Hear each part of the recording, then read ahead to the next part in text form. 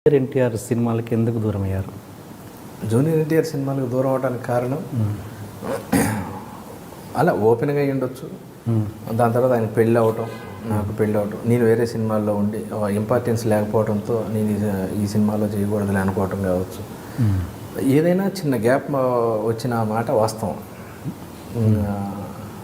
దానికి చుట్టుపక్కల క్యారెక్టర్లు హెల్ప్ అవుతాయి సార్ బాగా. మన ఆలోచనకి మనకు వచ్చిన ఒక డౌట్ను లేకపోతే మన సెంటిమెంట్లకి ఇది చేయటం, చుట్టూ ఉన్న ఎన్వైర్న్మెంటు వచ్చే వర్డ్ ఒకటి చెవిలో పడితే తను కూడా ఆలోచిస్తారు, కానీ ఫోర్స్ ఎక్కువ ఉంటే సరేలే అంటారు. ఆయనకి అది లేకపోయినా ఆ చుట్టుపక్కల వాళ్ళు నన్ను కట్ చేసి ఉండొచ్చు. మంచి రిలేషన్ ఉండే సార్ తారక్తో నాకు. మంచి నేను ఆయన ఎలక్షన్లో ప్రచారానికి వెళ్ళినప్పుడు వాళ్ళు వేసిన ప్లాన్ అద్భుతం. ఇంత ప్రచారం, ఇంత గ్యాప్లో ఆయనకి ఎంటర్టైన్మెంట్. ఆయన రోజు మాట్లాడి రోజు ఇదే చేయకుండా ఈ ఫ్రెండ్స్ అనేవాళ్ళు ఉంటే ఒక్కొక్కళ్ళు అంటే రోజు అందరు ఉన్న ఇబ్బంది. ఫస్ట్ సెక్టార్లో రాజీవ్ ఎంటర్ అవుతాడు, దాని తర్వాత సమీర్ ఎంటర్ అవుతాడు, దాని తర్వాత రఘు ఎంటర్ అవుతాడు. రఘు మొదటి నుంచి ఉన్నాడు పాపం. ఆయనంతా చేసిన స్పీచ్ని చేసి వెబ్సైట్లో పంపించిన అందరు ఫ్రెండ్స్ అందరూ బాగా. నేను ఖమ్మం ఎంటర్ అయినప్పుడు నేను వస్తాలే అన్నా అని చెప్పి ఖమ్మంకి ఎంటర్ అయిన దగ్గర నుంచి ఖమ్మంలో అద్భుతమైన సభ జరిగింది, భారీ ఎత్తున పెద్దది. మొత్తం ఆ ప్రచారం దాంట్లో ఖమ్మం టాప్ అనమాట. ఎక్కువ మంది జనాలు, విపరీతమైన క్రౌడ్. పండగకి గ్యాప్ ఉండి బండి క్యారవాన్ ఏమో సర్వీస్ స్టేషన్ పంపించారు విజయవాడ. అందరం కార్లలో బయలుదేరాం. తారక్ గారి కారులో ఎక్కాలి, నేను ఎక్క అన్నాడు. నేను బ్యాగ్ తెచ్చుకున్నా, ఆ బ్యాగ్ వెనక కారులో ఉంది తెచ్చుకుంటా అంటే అది తెచ్చుకునే లోపు ఇంకొకళ్ళు ఎవరో ఎక్కారు, ఆ బండి బయలుదేరిపోయింది, ముందు వెళ్ళిపోయింది. అది మేము కొంచెం దూరం వెళ్ళిన తర్వాత ఓ బండి కింద పడి ఉంది. దిగి వెళ్తూ ఉంటే ఇక్కడ ఒక పిచ్చి అతను ఉన్నాడు, బాగా డస్టీగా ఒక పిచ్చి అతను. ఆయనతో ఎవరో మాట్లాడుతున్నారు. మేము అటు వెళ్ళి ఆ బండి లాగా చూస్తే దాంట్లో తారక్ లేడు. ఎవరని చూస్తే ఆ బాగా డస్టీగా పైనుంచి కింద దాకా అసలు గుర్తుపట్టిన విధంగా తారక్ ఉన్నాడు. చూస్తే అదేంటన్నా ఎలా ఉందో అంటే బ్లడ్ వస్తుంది. వెంటనే నా బ్యాగ్లో ఉన్న టవల్ చుట్టారు, మా బండిలో ఎక్కించుకున్నారు. సూర్యాపేటలో మా పెద్దక్క ఉంటారు, వాళ్ళకి ఐడియా ఉంటుంది ఏ హాస్పిటల్ మంచిదని ఐడియా ఉంటుందని వాళ్ళకి ఫోన్ చేసి ఎవరితో చెప్పొద్దు, ఇట్లా చిన్న యాక్సిడెంట్ అయింది, హాస్పిటల్కి వెళ్ళాలంటే పలానా ప్లేస్లో హాస్పిటల్ ఉందంటే వెళ్ళి హాస్పిటల్ని మొత్తం రౌండప్ చేసాం. మేమైతే పేషెంట్స్ కాకుండా మిగతా ఎవరు ఉన్నారో అందరినీ పక్కకు పంపించి ఎవరు ఉంది. తారక్ని చూడగానే డాక్టర్ చేతులు వణుకుతూ ఉన్నాయి ఈ స్టిచ్ చేసేయడానికి. వాళ్ళ బ్రదరే ఒక డాక్టర్ ఉన్నాడు, ఆయన చిన్న ఫస్ట్ ఎయిడ్ చేసి అక్కడి నుంచి హాస్పిటల్కి తీసుకొచ్చారు. డైరెక్ట్ కిమ్స్కి తీసుకొచ్చేసారు. ఆ ప్రాసెస్లో ఒక అతను సరదాగా నవ్వుతానో లేకపోతే సెటైర్కి గాను ఒక మాట అన్నాడు అనమాట, నువ్వు అడుగు పెట్టావు యాక్సిడెంట్ అయింది. నాకు కింద నుంచి మొత్తం షేక్ వచ్చింది బాడీ ఒకేసారి. కింద భూమి కదిలింది అంటారు కదా, ఏంది ఎంత మాట అనేసాడు అని నేను తిరిగి రీటర్ అవుట్ ఇచ్చాను. నేను ఉండబట్టే ప్రయాణాలతో వచ్చాడు, నేను లేకపోతే ఏమయ్యేదో అన్నాను. అలా అదేమన్నా బహుశా ఆయన దగ్గరికి వెళ్ళిందే, లేకపోతే ఇంకెవరిని ఏమన్నా చెప్పారా, ఎవరో పక్క నుంచి చిన్న. దాని తర్వాత నేను తారక్ గారిని కలిశాను, మామూలుగా మళ్ళీ లొకేషన్లో సరదాగా మాట్లాడా. మళ్ళీ సేమ్ అదే సరసం ఉంటుంది, అదే ఫ్రెండ్షిప్ ఉంటుంది, కానీ అటాచ్మెంట్ బాండింగ్ అనేది కొంచెం తగ్గింది. ఓకే. ఇక మళ్ళీ నేను చాలాసార్లు మొన్న రామయ్య వస్తావయ్యేవారు, దాని తర్వాత కందిరీగా శ్రీనివాస్ షూటింగ్ జరిగినప్పుడు ఆ లొకేషన్లోకి వెళ్ళాను. దాని తర్వాత నాన్నకి ప్రేమతోనేమో మొత్తం అబ్రాడ్లో చేశారు. జనతా గ్యారేజ్ అప్పుడేమో నేను ఈ షూటింగ్లో ఉన్నాను. అంతే తప్పితే ఓ తెలియని చిన్న గ్యాప్ అయితే ఉంది, అది నేను క్లియర్ చేసుకుంటాను. ఎందుకంటే అతనికి నేనేంటో తెలుసు, తారక్ గారికి నేనేంటో తెలుసు, తారక్ గారి గురించి అందరికీ తెలుసు, నేనేంటి నా ఇన్నర్ ఏంటి అనేది తన క్లోజ్ స్నేహితుడైన రాజీవ్కి తెలుసు నేనేంటో. అలాంటిది ఏం లేదు, అదో జ్ఞాపకంగా అదో మాధుర్యం కోసం వచ్చిందేమో మా మధ్య, గ్యారంటీ కలుస్తాం. అలాంటిది ఏం లేదు. మేము అంటే నేను అనేది మీరు అడిగిన దానివల్ల నేను అంటే ఏదో విడిపోయాం అనేది కాదు, చిన్న గ్యాప్ అయితే వచ్చింది, అది సర్దుకుంటాను. నా వైపు కూడా ప్రయత్న లోపం ఉంది, వెళ్ళి నేను చెప్పుకునే విధానం నా ప్రయత్న లోపం కూడా ఉంది. నా బిజీ కావచ్చు, నా కుటుంబం కావచ్చు, నా కూతురు పేరు ఏం పెట్టాలని ఆయనే ఫోన్ చేసి అడిగాను నేను.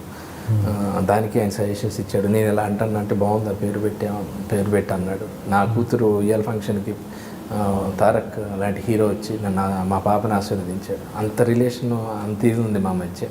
ఏదన్నా ఓపెన్గా చెప్పేవాడిని నేను. ఆయన సినిమా అందరూ అంటే రాజు వాడు డైరెక్ట్గా ఓపెన్గా చెప్తాడు, మిగతా వాళ్ళు నన్ను అడుగుతారక్ అనేవాళ్ళు. నేను మాత్రం నా దగ్గరకు వచ్చినప్పుడు అడిగినప్పుడు తలకాయ ఉంచుకునేవాడిని, చెప్పంటే ఓపెన్గా చెప్పేవాడిని. Okay okay. అవన్నీ సరదాగా ఉంది. బాగా నవ్వుకున్న సందర్భాలు ఉన్నాయి. నరసింహుడు అనే సినిమా యాక్చువల్గా రిలీజ్ లేట్ అయింది. అందరం తారక్ వాళ్ళ ఇంట్లోనే ఉన్నాం సరదాగా. సినిమా రిజల్ట్ ఏంటి అన్న టెన్షన్లో ఉన్నాం. అంటే జనరల్గా ఏంటంటే అంత పెద్ద మాస్ హీరో సినిమా పొద్దున్నే పడిపోద్ది, ఫ్యాన్ షోలు అలాంటి. ఆ సినిమా కొంచెం లేట్ అయింది. అందరం వెయిటింగ్, రిజల్ట్ కోసం వెయిటింగ్. నాకు ఖమ్మం నుంచి రిపోర్ట్ వచ్చింది. వెళ్ళి గదిలోకి వెళ్ళి తారక్తో అక్కడే ఉన్నాడు తారక్. నేను చెప్తున్నా, అన్న కొంచెం బ్యాడ్ రిపోర్ట్ చెప్తున్నారు మన సినిమాకి, అది ఇదని చెప్తుంటే పేరు అనవసరం ఇంకో ఆర్టిస్ట్ వచ్చాడు, ఇంకో ఆర్టిస్ట్ వచ్చి, బాబు మీరు థియేటర్లో వాడి మెడ కనపడ్డప్పుడు అని అంటే పులి సౌండ్ వేస్తే ఉందంట బాబు అనగానే అలా ఉండి పక్కున నవ్వాడు ఒకేసారి. అబ్బా జరిగింది ఏంటని అని సరదాగా అట్లా సరదాగా అయిపోయింది అనమాట. ఆ టెన్షన్ పోయింది, అందరం పోయి మళ్ళీ పార్టీ మూడ్లోకి వచ్చాం. ఓకే అయిపోయింది. అంత క్లోజ్ రిలేషన్ ఉండేదండి, ప్రతిదీ బాగా క్లోజ్ రిలేషన్ ఉండేది. ఏమైనా ఆయన పెళ్ళి అవ్వటం, చిన్న ఆయనకి ఫ్యామిలీ బాండింగ్ ఏర్పడటం, అంతకుముందు అందరం కలిసి ఉండేవాళ్ళు బాగా. పెళ్ళైన తర్వాత కూడా మిగతా అందరితో కూడా కొంచెం రిజర్వ్ అయింది. నాది ఏం కాదు సార్, అది ఎంత మామూలే, వెళ్ళి మళ్ళీ ఒక 2 నిమిషాలు గ్యారెంటీ ఉంది. హాస్పిటల్లో మీరు రిటైర్డ్ మాట్లాడింది ఒక ఆర్టిస్ట్తోనేనా? ఆర్టిస్టా లేకపోతే మామూలుగా కామన్ ఫ్రెండ్. ఓకే. అంటే మామూలుగా ఇండస్ట్రీలో అనుకునేది ఏంటంటే జూనియర్ గురించి, ఎన్టీఆర్ గురించి ఇక్కడి మాటలు అక్కడ చెప్పారు శ్రీనివాస్ రెడ్డి, అక్కడి మాటలు ఇక్కడ ఎన్టీఆర్కి చెప్పారు, అందువల్లనే కొంచెం దూరం పెట్టారు అన్నది ఒక టాక్. ఎంతవరకు నిజం? ఏమో మరి, అదైతే నా దాకా రాలేదు. బహుశా మీకు ఎవరన్నా అట్లా ఇన్ఫార్మ్ చేసి ఉండొచ్చు, అదో కారణం అయ్యి ఉండొచ్చు అని చెప్పుంటారు. అంత ఇక్కడ విషయాలు అక్కడ మోసేసి, అక్కడ విషయాలు ఇక్కడ మోసేసి అంత ఏం జరగలేదండి మా మధ్య. అంటే ఇప్పుడు ఏదన్నా ఒక ప్లాన్ అనుకుందాం, ఉదాహరణకు ఇంకో ఏదైతే అవతల అనేది ఏందో తెలియదు, ఇక్కడ విషయాలు అక్కడ అనేది అక్కడెక్కడ అనేది తెలుసు, ఇక్కడ అనేది మనకు క్లారిటీ ఉంది. ఎన్టీఆర్ గారి విషయాలు ఇక్కడ విషయాలని, అక్కడ అనేది క్లారిటీ. మీకు ఏమైనా ఐడియా ఉందా సార్? అక్కడ అనేది లేదు. ఇక్కడ విషయాలు అక్కడ అంటే అక్కడ ఏంటనేది తెలియదు. అలా తారక్ రేంజ్కి అక్కడ విషయాలకి వెళ్ళాలి.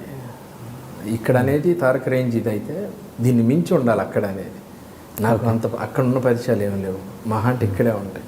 ఇక్కడ విషయాలు ఇక్కడ చెప్పినంత మాత్రాన ఆయనకి పోయేది ఏం లేదు, ఇక్కడ ఒరిగేది ఏం లేదు. అది శుద్ధ తప్పు. నేను ఎప్పుడు నా కెరియర్లో కానీ, నా ఫ్యామిలీ సర్కిల్లో కానీ, నా ఫ్రెండ్ సర్కిల్లో కానీ ఏ రోజు అలా ఉండదు. ఒకవేళ మీ గురించి నాకు ఏదైనా తెలిసినా, మీ గురించి వేరే వాళ్ళు ఏదని చెప్పినా, ఆయన ఉన్న సందర్భంలో డైరెక్ట్గా ఓపెన్ చేస్తా. ఆ రోజు ఇలా అన్నాడన్నా ఏంటి అన్న ప్రాబ్లం ఉందని అంత క్లియర్ చేసి అంత ఓపెన్గా ఉంటాను. కానీ ఓకే, అసలు అలాంటిది ఏం లేదు.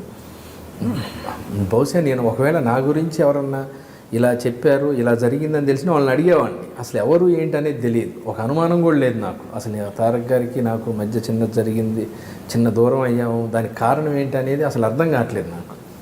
దాని నుంచి ఇదవుతుందండి అంతే. అంటే మీరు ఎప్పుడు ఎక్స్ప్లెనేషన్ ఇచ్చే ప్రయత్నం కూడా చేయలేదు? ఇంకా చేయలేదు. అంటే నేను అంటే కలిసినప్పుడు చెప్పాను, నేను మీకు ఏదన్నా రాంగ్ ఇన్ఫర్మేషన్ ఏదన్నా వస్తే నన్ను చెప్పండి అన్న, నాకు అది అని చేసి అలాంటిది ఏం లేదు సార్, అంతేం లేదు అది ఇదని అనేవాడు. మీకు ఎన్టీఆర్కి ఉన్న మధ్యలో ఎప్పుడైనా జరిగిన ఎమోషనల్ ఇన్సిడెంట్ కావచ్చు, సరదా సంఘటన కావచ్చు, ఏదైనా ఒకటి పంచుకోండి మాతో. చాలా ఉన్నాయండి, ఆయనతో ఉన్న మెమరీలు చాలా ఉన్నాయి. చాలా సరదా మనిషి. ద బెస్ట్ ఒకటి చెప్పండి సార్. బెస్ట్ ఏముందండి,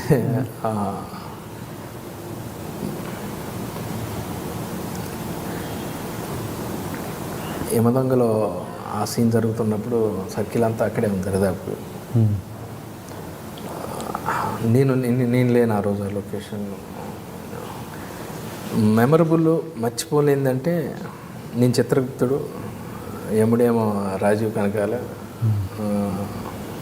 జూనియర్ ఏమో మా ఇంకో యముడు క్యారెక్టర్. వజ్రోత్సవాలు జరిగే టైంలో అనుకోండి స్టేజ్ మీద చేసాం. జరుగుతున్నప్పుడు యాక్టింగ్ చేస్తున్నాం, నేను చిత్రగుప్తుడు, ఆయన యముడు, ఈయన వచ్చి చేస్తున్నప్పుడు మంచి మూమెంట్లో ఉన్నప్పుడు మైక్ ఊడిపోయింది. ఎవరిది? ఎన్టీఆర్ గారు. ఓకే. నేను అది చెప్పడానికి భయపడుతున్నా, తారక్ చెప్పడానికి. నేను దాని మీదే ఉంది నాకు మైక్. నీ క్యారెక్టర్ మర్చిపోయా, నీ చిత్రగుప్తుడు అని మర్చిపోయా, అయ్యో రాజీవ్ జల్దీ అంటే రాజీవ్ ఇంటెన్షన్ తీసుకొని 1 నిమిషం మైక్ పోయింది అంటే మళ్ళీ పెట్టుకొని ఇంకోసారి చెప్పమంటారా అన్నాడు. విజిల్స్ గోల అసలు పులకరించిపోయింది. ఒకేసారి రోమాలను ఎక్కపరుచుకున్నాయి. ఒక డైలాగ్, ఒక పాట విన్నాడంటే, ఇట్లా సినిమాలో పాట విన్నాడంటే పాట నాన్ స్టాప్ పాడతాడు. ఆలోచన విధానం టేప్ రికార్డులో పెట్టి ఫార్వర్డ్ బటన్ కొడితే ఎంత ఫాస్ట్ వెళ్ళిపోద్దో అంత ముందు, మనకన్నా ముందు ఆలోచిస్తాడు. చాలా మెమరీ, చాలా తెలివైనవాడు. బాగా ఇది అదే నమ్మకం. ఆ నమ్మకమే నాకు గ్యారంటీగా మళ్ళీ వెళ్ళి మాట్లాడితే ఓసారి కూర్చొని ఓపెన్గా బట్టలు ఇప్పుకొని మాట్లాడితే మనసు ఇప్పుకొని అన్నీ జరిగిపోతుంది. చాలా మెమరీస్ ఉన్నాయండి. ఒక ఎపిసోడ్ అవుతుంది. Any emotional thing? చాలా ఉన్నాయండి ఎమోషన్స్. ఆయన లైఫే ఎమోషన్తో స్టార్ట్ అయింది. క్రికెట్ ఆడుతూ ఉండేవాళ్ళం మధురానగర్లో రాజీవ్ వాళ్ళ ఇంట్లో. అంబాసిడర్ కార్ వేసుకొని వచ్చాడు ఒకసారి, అందరినీ సరదాగా రమ్మన్నాడు. లేదులే తారక్, చిన్న పని ఉందని రాజీవ్ ఏదో అన్నాడు. ప్రతి ఒక్కళ్ళు నాకు దూరంగా ఉండాలని చూస్తారని కారెక్కి వెళ్ళాడు. అందరం పోదామని బయలుదేరాడు. ఒక అరగంట సేపు చిన్న ఎమోషన్, దాని తర్వాత మళ్ళీ మామూలే. చాలా ఎమోషనల్ మనిషి. స్పందించే హృదయం అంటారు కదా, ఎవరికన్నా ఏదన్నా అయిందన్నా కానీ వెంటనే రెస్పాండ్ అవుతాడు. తన ఫ్యాన్స్కి ఏదైనా జరిగిందన్నా, ఎవరికన్నా ఏదైనా ప్రాబ్లం వచ్చిందన్నా, తనకి యాక్సిడెంట్ జరిగిన ప్లేస్లో ఆ సైడ్ అది పెట్టించడం కానీ అన్నీ బాగా ఎమోషనల్గా బాగా ఇది తనకి అన్నీ బాగా తెలుసు. అది ఎలా అయిందండి యాక్సిడెంట్? యాక్చువల్గా అది డీప్ కర్వ్ సార్. తను అంటే ఆ ప్లేస్లో ఇలా ఇలా ఇలా ఉంటుంది అన్నమాట. అప్పటికి మ్యాక్సిమం తీసుకున్నాడు. ఆ టర్నింగ్లో సఫారీ కరెక్ట్గా కట్ అయ్యే టైంకి ఇట్లా కొట్టేసింది. పక్కనే పెద్ద బాబు ఉంది సార్. అంటే దేవుడు ఉన్నాడంటారు. అదే కొంచెం ముందు కట్ అయితే డైరెక్ట్ బావిలో పడేది బండి వెళ్ళి. లోన్ ఇంకా ఉన్నారు, ఇంకో ఒకళ్ళిద్దరు ఉన్నారు. రాజీవ్ రోల్ అయ్యాడు లోన్.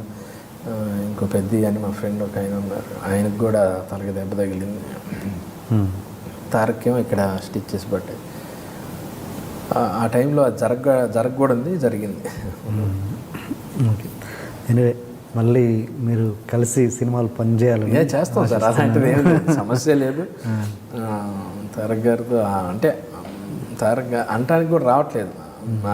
ఎక్కువ అన్న అని పిలుస్తూ ఉంటాను నేను, చిన్నోడైనా కానీ.